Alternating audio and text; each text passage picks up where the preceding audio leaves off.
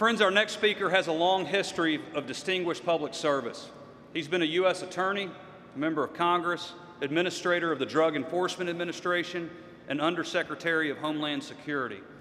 When the NRA decided we wouldn't wait for politicians in Washington to get serious about securing our schools, we created the National School Shield Program, and this man courageously stepped forward to lead it. He knew this would put him squarely in the crosshairs of the anti-gun media, but he also knew that our kids deserve the highest level of protection in their schools. So he put his reputation on the line to make sure they get that protection.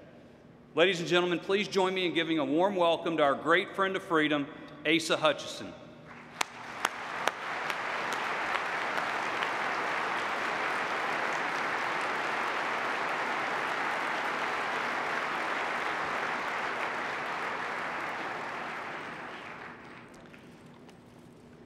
Thank you, Chris. Thank you, ladies and gentlemen. It is good to be with you this afternoon. As Chris reflected, in December of last year, our nation's heart was broken after we learned of the shooting of the school children at Sandy Hook Elementary School in Newtown, Connecticut. After the Sandy Hook incident, there were two responses to this national tragedy. President Obama went to the microphone and blamed the problem on our citizens' access to firearms and wanted gun control legislation. In contrast, the NRA wanted to commit resources to improve the safety of our nation's schools. Thank goodness it was the NRA that reshaped the national debate, focused our nation on protecting our schools, and offered real solutions.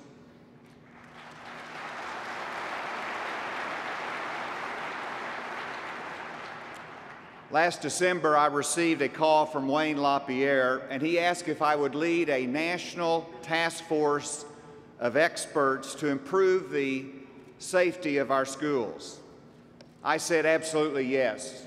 I had a background in security as a U.S. Attorney at Homeland Security, and who could say no to doing something to improve the safety of our school children as they go to the schools every day? The NRA promised the resources, the staff support, and complete independence in making recommendations on school safety. The task force worked for 3 to 4 months, hard, and completed its report last month. And I'm here to tell you that the NRA fulfilled every promise and has done something good for America.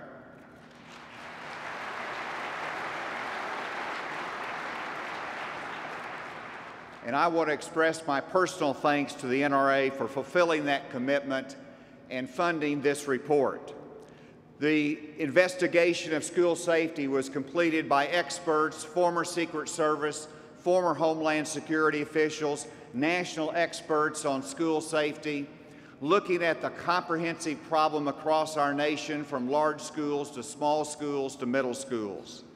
Our report, I hope that you will go to it and see it on the National School Shield website. It includes recommendations in terms of best practices for our schools. It talks about model training programs for school resource officers and armed school personnel for those schools that cannot afford a school resource officer. We hope to develop an online assessment tool that will be available for every school in our nation, whether a public, private, or parochial school. This is the objective of the National School Shield program and part of our recommendations, among many others. And I want to thank each of you for the thousands of calls and letters and emails in which you said, we want to help you in your effort. What can we do to make our schools safer? But yet our work is not yet done. I look forward to the long-term commitment of the NRA on school safety, the implementation of our recommendations, the creation of online resources to support our schools, all under the National School Shield program. And so I do believe this should be and will be a long-term objective and goal and service that can be rendered by the NRA that will be a leader in school safety, in training that only the NRA is so capable of in terms of top-notch professional training of school resource officers. They can take the lead in school safety. They should have that mantle. But we also know that President Obama is continuing his agenda to regulate firearms and to destroy the NRA as part of that agenda. He is capitalizing on the cultural differences in America, where some of us, yes, we cling to our guns and religion, and others, well, they have a different approach. But what President Obama fails to understand is that there is a Second Amendment. Citizens do have the right to bear arms, and you cannot legislate it away.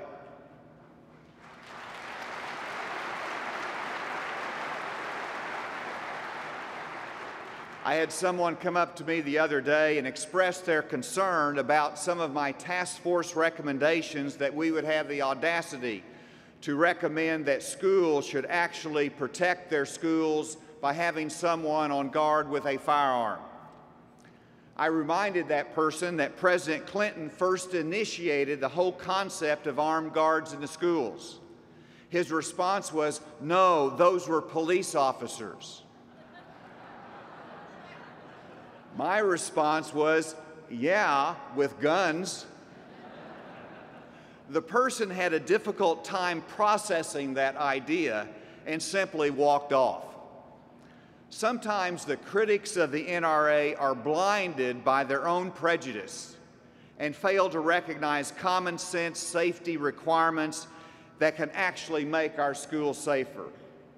But we do know that President Obama is not the only one working to deny Second Amendment rights. You have Mayor Bloomberg, who is willing to spend his vast wealth attacking the NRA. All I can say is that Mayor Bloomberg should not dictate national policy on guns or soda pop.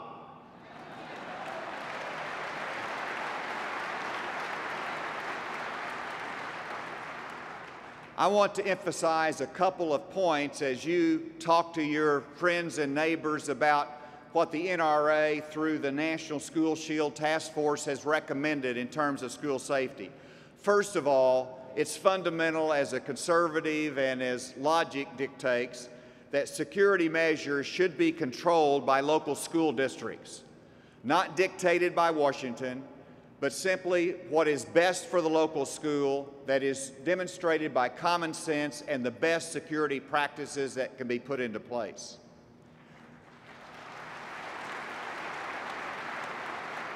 Secondly, teachers have an awesome responsibility and incredible commitment in which they are engaged in teaching children.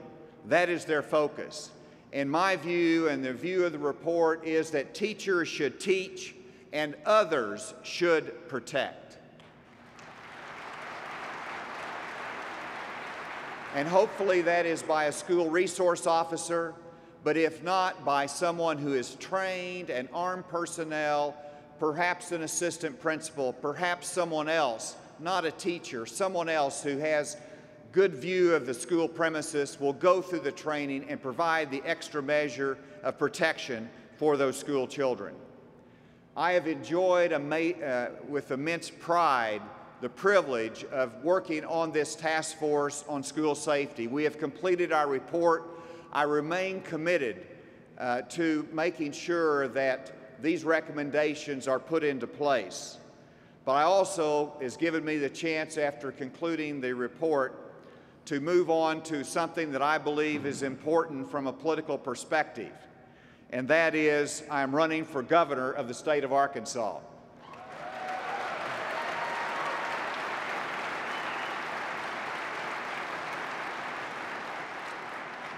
As a former member of Congress, I understand the importance our national Congress plays in protecting the Second Amendment, but governors and our legislatures play an incredibly important role as well. And so the states can lead in this arena. Let me conclude by saying Arkansas is the duck hunting capital of the world, the place where Jim Bowie took off with his knife and his gun to defend freedom here in Texas at the Alamo. And Arkansas is a place where men and women understand the Second Amendment. And Arkansas is a place where we appreciate the NRA. Thank you, and God bless you.